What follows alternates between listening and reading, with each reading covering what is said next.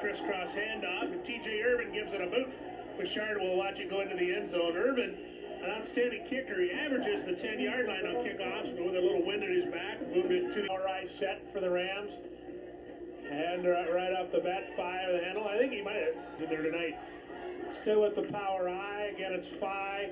First down and a face mask penalty. So we don't expect a lot of points tonight. Fullback Nick Miller doesn't get in front, Doug.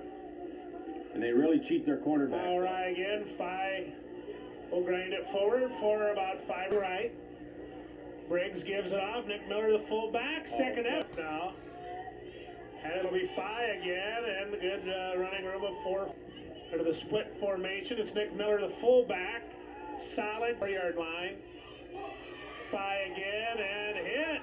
And won't get much of anything. And Waukee won the bat. Split backs. Rams need 2. It's Fye, and he drops the ball, picks it up, and is close. Left, rather. Has been all on the ground. Fye has stuffed this formation, slot right. And the pitch on the give into route to Carver. He picks up a block. Good block by Dustin Briggs. Flag down. And that's a late flag, and I'm not sure who it's called on, but I tell you what, you like to see your quarterback out there leading the sweep big, and Dustin Briggs laid a quality block. But I think it's going to come back with a holding. 4 yards. Or clip. They called it on Briggs, actually, Joe. They called the penalty on Dustin. The man he was going to block, I think it was just 4. They're going to bring one, though. The Rams pick up the blitz, and Briggs throws, and he will overshoot everyone. Split backs. Here comes the blitz again, and the handoff will go for nothing. Good snap. There's one man coming, but he doesn't get to the ball. The ball hits about the 22. Waukee will let it roll. And inside, 1st and 5 out of the wishbone, and not much for the Warriors. Tigas gives it again to Berger and Ball. Berger again, and first down. Or left side pitch, Berger again. And he gets about 3 over on the far side, then is pushed backwards. And with 4 interceptions, 110 yards is Cody Tigas this year. And he is not an eligible carrier, receiver. Hit in the backfield, a loose ball. The Rams say they have it, and they do. 31 was on it. Briggs and company. Gives to Nick Miller, and he won't get too much. Oh, he breaks it. Dropped the ball, fumbled back. Breaks Now to throw to the near side. They'll give to the fullback Berger, and he doesn't get anything. For Waukee, out of the eye. It's Ferguson, pressured, sack, loose ball, and the Rams have it. 88, it was Andy Quirk, I think, that created the sack, Doug. And Heath Walker recovered. And the Rams have it back. It's a fumble fest. Gun sights and just leveled him. Now Waukee brings the linebacker. Fye runs by him, gets inside the 10 and the 9. Back in on the tackle, too. Now it's Fye again. Almost lost the ball. Squirts down to about the fumble recovery. Hand off to Fye. First down. And down to a foul. Briggs on the sneak. And again, Briggs. There it is. He dives and is in. Here. And in the back, Kyle Ferguson, the quarterback. Cody Tigas started at QB for the Warriors under Coach Scott Carlson. Ferguson to throw. He has time and has a man. And it is first down, Warriors. The completion to Jeff. Wing right, split left. And they give it on the ground to Austin. He'll get to the midfield stripe. Long count, give off the right side, and Austin piles forward for They fake a throw, now do want to pump fake and throw downfield, and it is caught at the 28-yard line by T.J. Irvin. Oh, wow. From the eye, pitch to Austin, who throws it downfield, intercepted by Carver. 3-yard return for Gabe Carver. That's his 3rd pick of the year. The Rams have come up with their 3rd turnover here in the first half of play. Well, they tried to run a halfback pass with number 12, Mike Austin. Freezer is at the back of the Rams from the 10. And to lineman and really do some work up inside. Try again, and it's a little bit better. Briggs will put it up. No, keep it on the ground, left side of 5, breaks a Nice tackle. job, And got Matt. hoping for better things. 5 again, breaks through there, and first down again. Irvin. JSPC with the ball. 5 again, dances for 3 yards. Wing to the right side, and Berger comes flying through there. I think he was a little early. 5 hit at the line, drives forward. I think he got the first down. He goes side, split backs, and Briggs to throw on first down to Carver. Caught it! Carver at the 30 and the 25 and brought down. Gabe looked back and brought it down very, very nicely before being tackled by Harry Markley. By Carver. Carver, the Rams' leading receiver. Now it's 5 cut down at the line of scrimmage. Here come the linebackers. Briggs running to throw, rolling near sideline. Incomplete to Heath Waukee. Learn that it has to happen. Draw play. To the fullback will lose 4. They need a bunch. Here comes the rush. Screen to Carver. There's a man right there, and Irvin nails Gabe Carver for a loss of about 7-yard line. Waukee late in the half has the football. Austin gets by one man. Austin almost broke through. Kyle Ferguson gives to Berger, and he stood up. What a textbook out here, one of the corners, Doug. They keep it on the ground, and a minute to go in the half. Ferguson keeps it on the ground to Austin, breaks the first tackle. Still didn't get the first down, though. Nick Erickson had the first hit. Austin got away from him, but then there was Lautner and Kyle Walker and others. But is it me, Doug, or is somebody moving inside there on some of these offensive linemen? Boy, I see a lot of jumping. To go in the half. That's a fake, and Harry Markley pitches the ball. Nicely done. First down on a big gainer for the Ferguson. Fakes handoff, and he is sacked by Nick Miller. Waters. Really playing him in the outside shoulder. Ferguson to throw. There goes the deep ball to Brummett. John Minahan knocks it down. Get your hands on the ball, drive it into the... Happens that the Rams can deliver here. Hopper's kickoff taken on the run at the 20-yard line by Brummett. Gets to the outside, breaks a tackle, and Bouchard. And it's Austin with 7 yards. Austin will get the first down. Here they switched it up for this game. Austin dropped for a loss. Ferguson to pass, being rushed by Quirk, gets it away, and incomplete. Straight drop back. Ferguson over the middle, incomplete. Formation. Justin Brummett with the wind at his back. Carver will let it go, and it goes into the end zone. Split backs, and it'll be Nick Miller, the fullback, forward. Rams will keep it on the ground and give Carver near side, and he won't get much. A yard. Nick Miller split backs. It'll be Miller, the fullback, and he'll drive and be into tight end set. Pitch to the far side by Carver. He's got a blocker out there, and Gabe's got about 12 yards. 11 yards, they'll call it.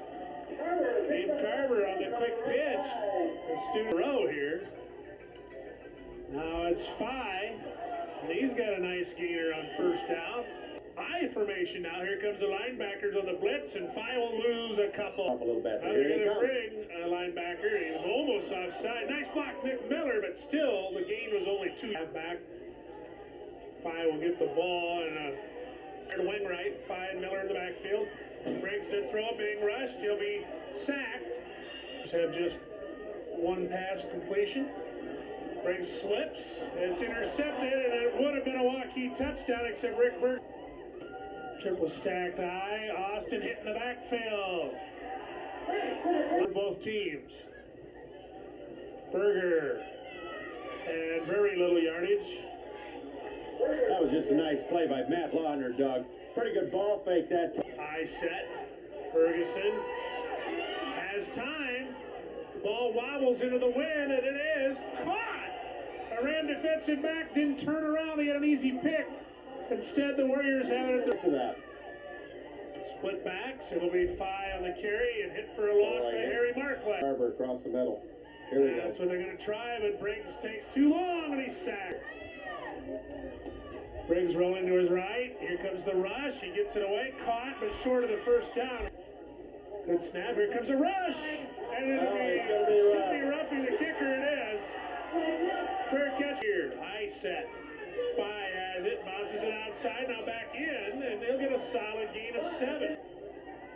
It'll be Phi again. And there is a hole. And very close to a first down. It's going to be about a yard short, I'm going to guess. Phi get on the carry. Ryan Berger on the stop. And up off the bottom of the pile, Travis French. Well, once again, you play this right now in 2-down distance for a yard and a half. At the 33, the Rams do need 1 yard. 5:28 and counting. Now, Lautner out of the ballgame. Robbins back in at the wing. He's on the far side. Quirk split near side. It'll be a running play. And Phi has the ball and falls forward to mid-try. It's Phi. It's first down and then some. Power eye again. And Phi bounces it out. Back in. Gets to the 20 and maybe the 19. Briggs almost drops that snap, and Phi gets the ball, gets to the 15. And I there's think a 1 to go in the game. Phi has it. Big hole. Phi to the 1-yard line. Quarterback sneak. Briggs is in. No signal.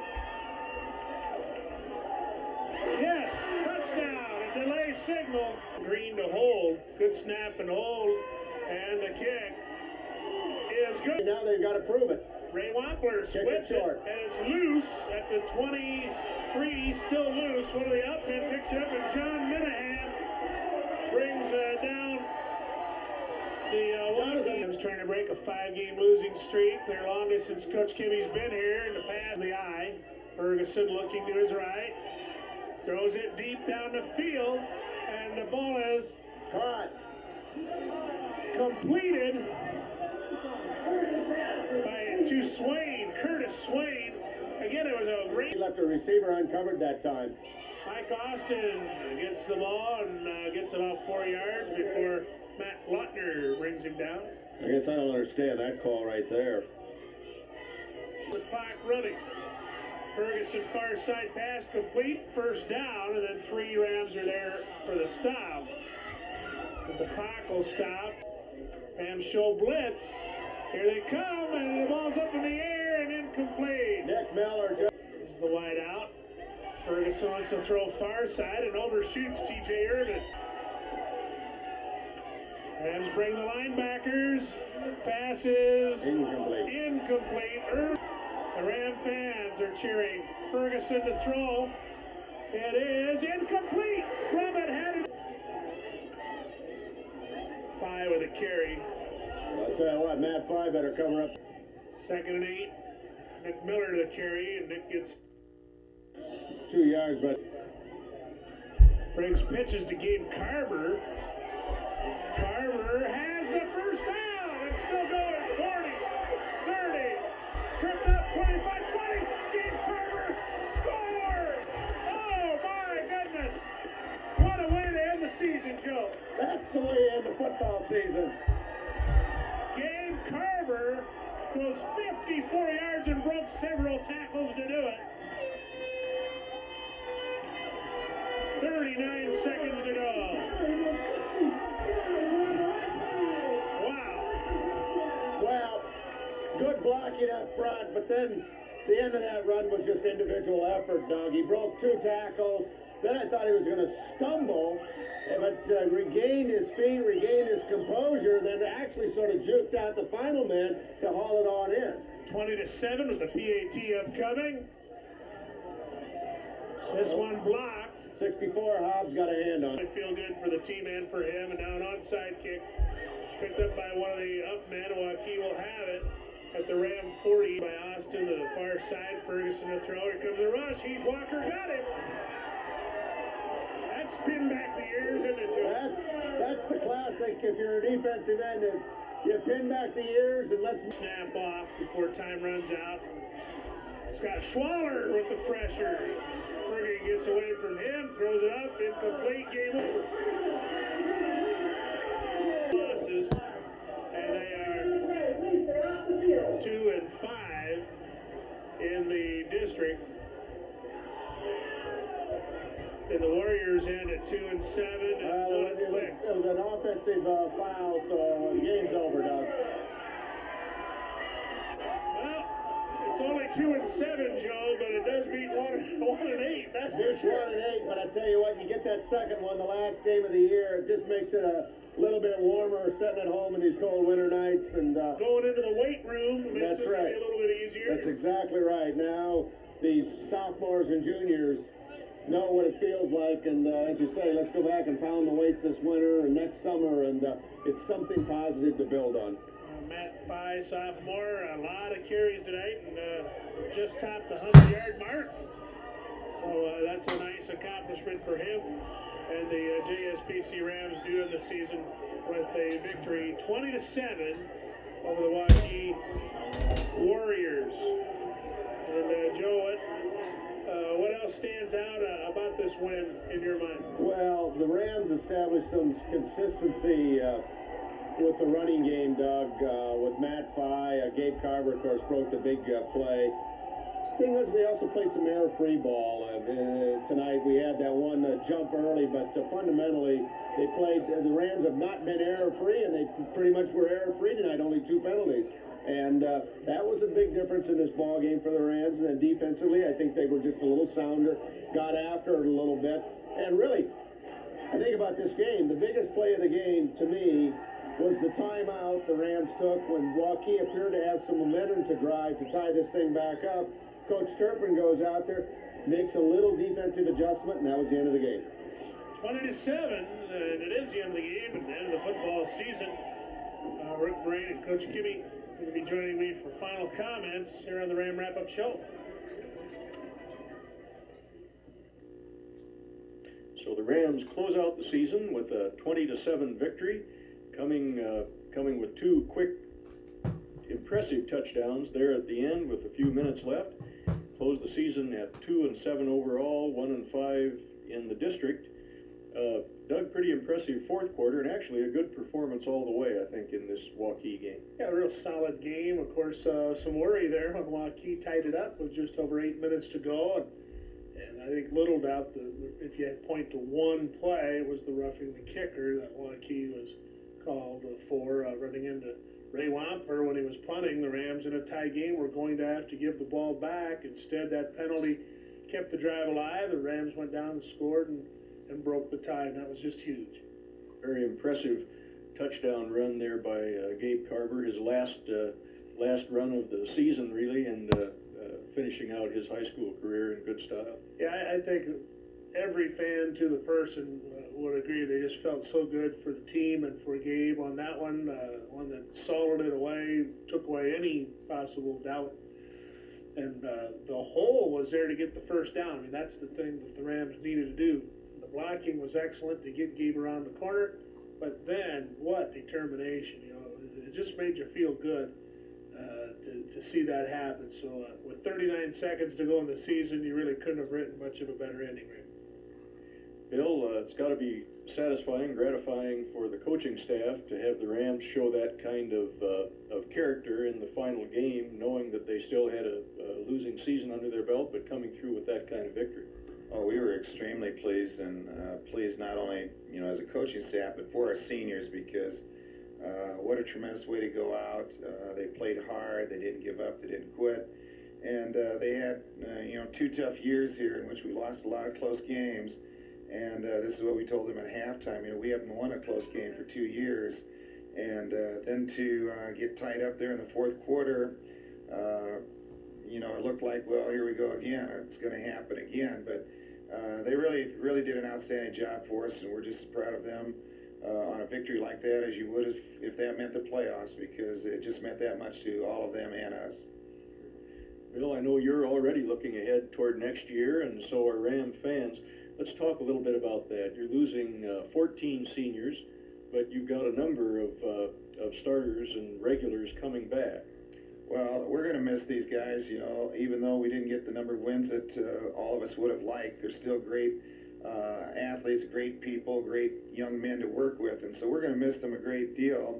But we do have one thing different from last year is that we graduated all of our seniors or all of our starters last year, and so we really didn't have anything coming back this year as far as experience. And it took these guys some time to gain that experience, and we stayed with them instead of going with sophomores and juniors like we probably could have, but I just felt that we owed it to these seniors that have been out for 4 years and to go with them, and I'm happy that we did.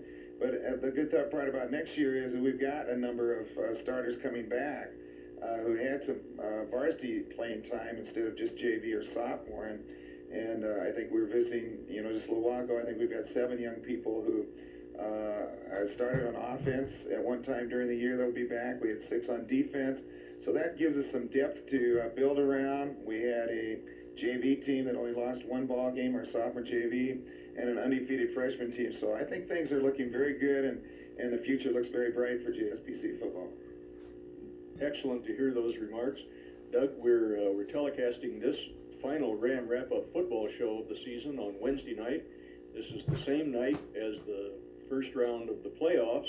You want to talk a little bit about who comes out of our district and who their opponents are?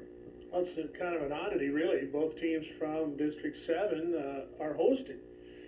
The Boone Toreadors host Carroll Kemper, and that's really Boone shouldn't be, but they were the runner-up in the district, and in 3A, the host team in the first round is the district winner.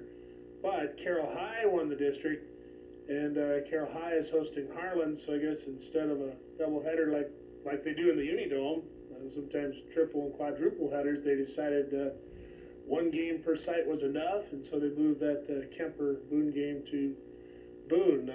District 8, traditionally a very, very tough district, primarily because of Harlan, as you know, Rick, but some other good teams have come out of there as well.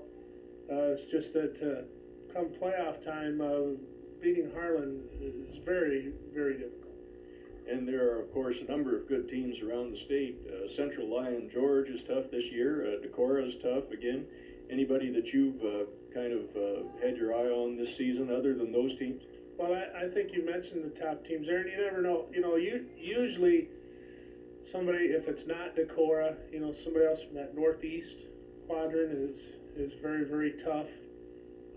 Occasionally you'll get somebody from the southeast, but when you're looking west of the interstate, Harlan is usually a pretty safe bet, and I think only 2 years out of the last 8, I believe it is, they've been in the finals. So that's pretty good. Not too tacky. This will wrap up, as I said, the football portion of the Ram wrap-up show, but as those of you who watch this show on a regular basis know, we have expanded the show this year. So we'll be back in 3 weeks with a preview of the winter sports season. We'll be bringing some boy-girl basketball doubleheaders. We'll be bringing you a wrestling match. We'll be bringing spring sports then after that, and then finally some summer sports. So we've gone year-round, and we enjoy having you with us. For head football coach Bill Kibbe, and for Doug Reeder, and for myself, Rick Moraine, we appreciate your loyalty to our show this year, and we'll be back in a few weeks.